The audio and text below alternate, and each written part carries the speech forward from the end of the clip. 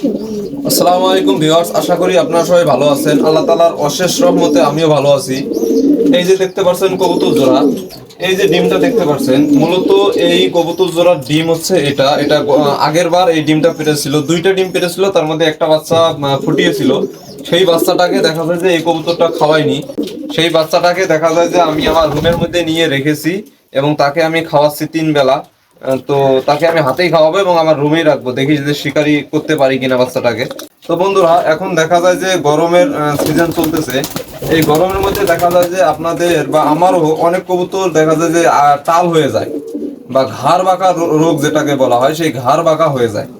তো এই ঘাড় বাঁকাটা মূলত কিসের জন্য হয়? এই ঘাড় বাঁকাটা মূলত হয়ে থাকে ভাইরাস জনিত কারণে।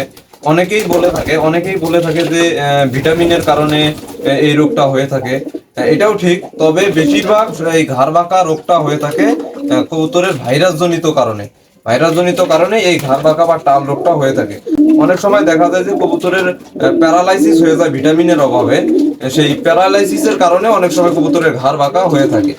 তো বন্ধুরা, এই ঘাড় বাঁকা হলে অনেকেই দেখা যায় ইউটিউবে অনেক ভিডিও দিয়ে থাকে যে ঘাড় বাঁকা রোগের চিকিৎসা বা কবুতর প্যারালাইসিস হলে কি চিকিৎসা। কবুতর যদি প্যারালাইসিস হয় তাহলে দেখা যায় ভালো হয়, ওষুধ খাওয়ালেই ভালো হয়। আর আবার দেখা যায় ভাইরাস জনিত কারণে যদি এই রোগটা হয়ে থাকে, দেখা যায় যে ঘাড় বাঁকা রোগটা আর ভালো হতে চায় না বা ভালো হয় না। এটা আমি অনেক চেষ্টা করেছি। আমার কবুতর 4-5 জোড়া কবুতরের ঘাড় এরকম টাল হয়ে গিয়েছিল।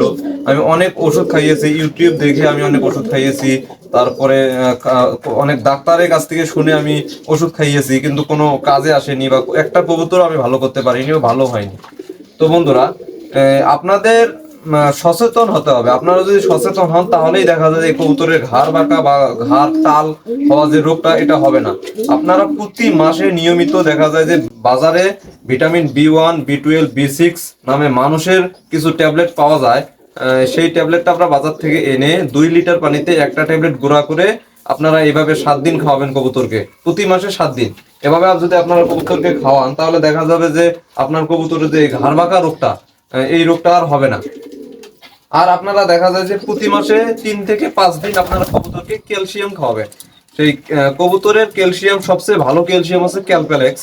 এই ক্যালপ্যালেক্স ওষুধটা আপনারা বাজার থেকে এনে প্রতি লিটার পানিতে 2 মিলি করে দিয়ে আপনার কবুতরকে প্রতি মাসে 5 দিন বা 7 দিন খাইতে দিবেন। তাহলেই দেখা যায় যে কবুতরের গ্রোথ ঠিক থাকবে, কবুতর ডিম বাচ্চা ভালো করবে, কবুতরের এই ঘাড় পাকা রোগটা এটা আর হবে না। আমার খামারে দেখা যায় যে যখন আমি শুরুতে কবুতর লালন পালন শুরু করেছিলাম, তখন এক সময় এই রোগটা আমার লেগেই থাকতো আমার খামারে। তো এখন আমার কবুতর দেখা যায় যে শুরুতেই যা রোগটা হয়েছিল, পরবর্তীতে আর কোনো দিন এই রোগের সম্মুখীন আমি হইনি। তো বন্ধুরা, ভিডিওটি যদি আপনাদের কাছে ভালো লেগে থাকে তাহলে অবশ্যই লাইক, কমেন্ট, শেয়ার করে দিবেন। আপনাদের সাথে আমার দেখা হবে আবার পরবর্তী কোনো ভিডিওতে। সেই পর্যন্ত আপনারা ভালো থাকবেন। আল্লাহ হাফেজ।